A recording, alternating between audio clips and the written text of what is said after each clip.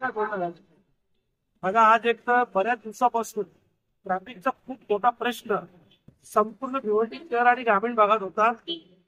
पहिल्यांदा तर मुख्यमंत्री महोदयांचे मी आभार व्यक्त करतोय की त्यांनी आज इकडे पाणी दौरा केला आणि या पाणी दौऱ्यात जे जे काही प्रॉब्लेम आहे, एक स्थानिक खासदार बरेचसे प्रश्न त्यांच्या कानावर टाकलेले आहेत. प्रॉब्लेम होतात ते देखील त्यांना सांगितलेलं आहे आणि तशा प्रकारचे आदेश देखील अधिकारी वर्गाने आणि ठेकेदारांनी दिलेले आहेत.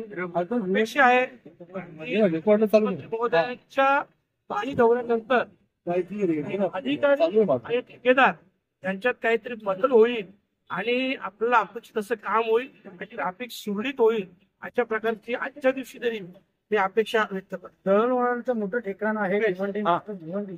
पाहिजे असं वाहतूक कोणी दूर होत नाही. खड्डे असते हे सगळे काम आपण पाहत असं रेल्वेचं काम जे ब्रिजचं एवढं संत गतीने चाललेलं आहे तर विचारूच नका. आज ट्रॅफिक, आज मुख्यमंत्री महोदय येणार म्हणून हे 2 दिवसापासून पेवर ब्लॉक लावले गेलेले आहेत.